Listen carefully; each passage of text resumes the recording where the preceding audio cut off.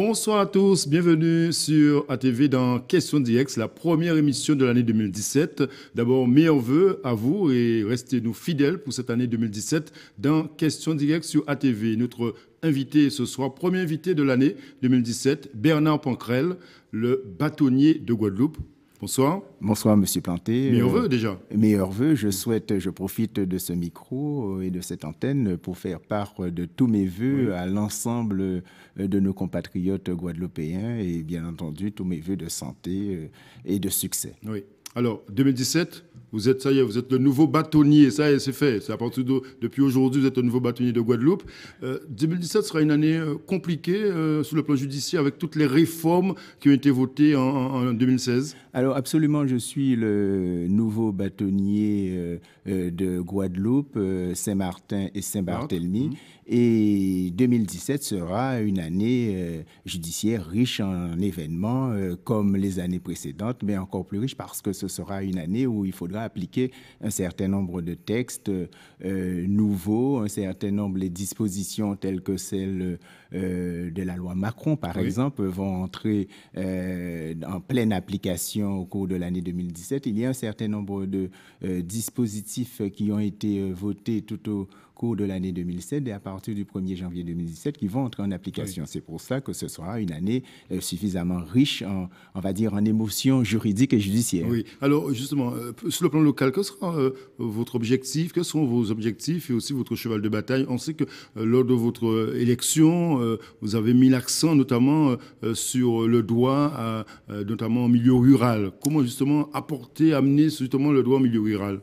Alors, le milieu rural, en fait, c'est plus la proximité. La proximité, J'ai indiqué qu'il fallait effectivement qu'on puisse un petit peu apporter le droit à la portée de tout le monde. Il faudrait que nous puissions dire un jour, à l'instar du fait que nous ouvrons notre porte chez nous et nous allons frapper à la porte du médecin à côté, à la porte du pharmacien à côté, qu'on puisse frapper à la porte de l'avocat parce qu'on a reçu un document qu'on ne comprend pas, qu'on puisse tout de suite aller avoir le renseignement nécessaire, adéquat pour qu'on à la campagne. Donc qu'on puisse avoir quelque chose au cœur de la population, que l'avocat soit au cœur, soit quelqu'un qui soit dans le quotidien du Guadeloupéen. Aller plus loin que la caravane du droit qui avait été déjà mise en place.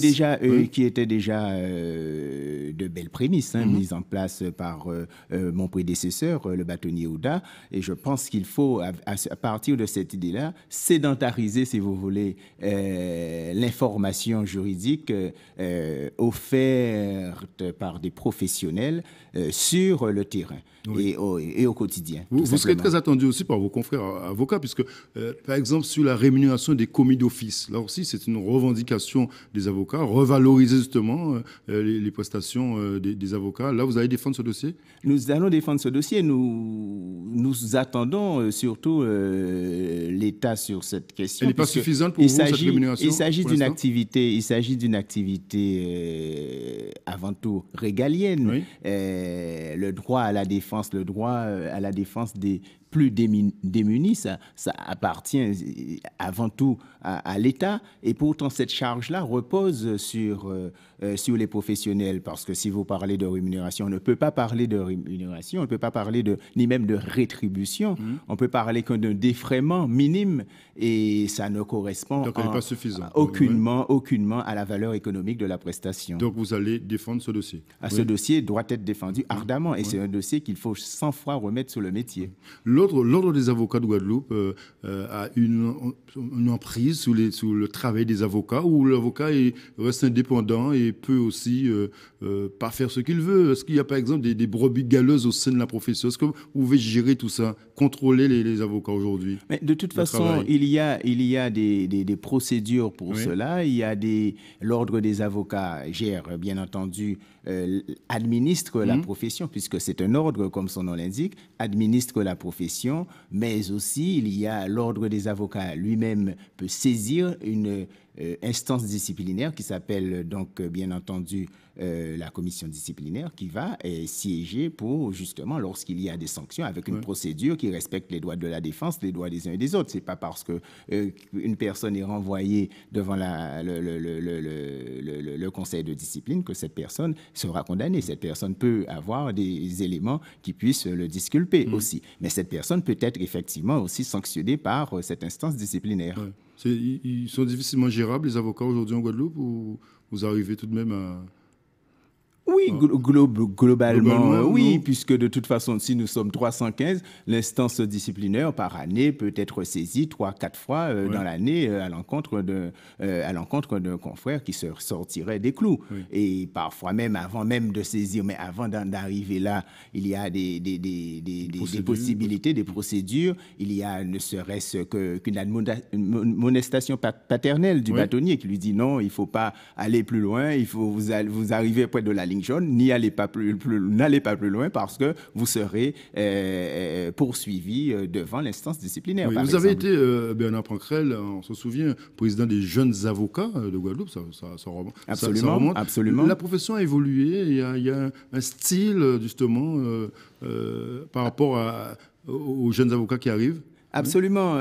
Comme j'aime à dire, avant, pour être avocat, il suffisait d'un code et d'une robe. Oui. Aujourd'hui, il faut maîtriser l'outil Internet, les éléments numériques, clés USB. Il faut être parfaitement en adéquation avec cette révolution numérique que toutes les professions, toute l'activité humaine et socio-économique connaît, et l'avocat n'y échappe pas. Oui. Par conséquent, cet avocat, s'il veut être moderne, s'il veut rester, si j'ose dire, un peu dans le coup, il faut qu'il soit à même de pouvoir répondre aux besoins de ses clients.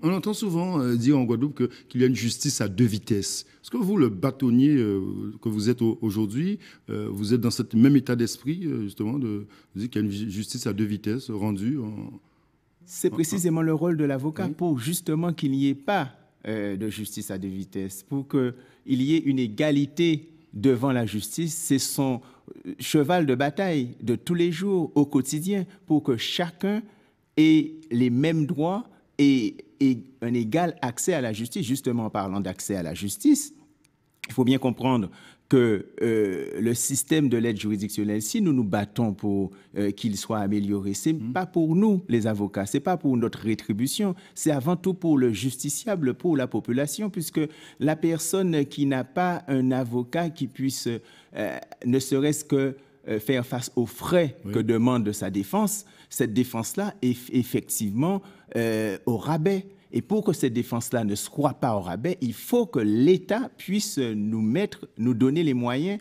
de satisfaire à cet accès à la justice, à ce droit à l'égalité devant la justice. Et ça tombe bien, nous sommes dans une année présidentielle, élection présidentielle. Donc nous formons le vœu, puisque nous sommes justement dans la période, nous formons le vœu que l'État comprendra enfin que la démocratie ne peut pas fonctionner sans une bonne justice. Et une bonne justice, c'est la justice qui a les moyens de ses ambitions. Merci Bernard Pancrel, nouveau bâtonnier de Guadeloupe, d'être venu ce soir sur ATV. C'est moi qui vous remercie. Pour ce premier numéro de Questions Directes pour cette année 2017. Merci. Encore une fois, merci et meilleurs vœux à tous. Bonne soirée sur ATV. À demain.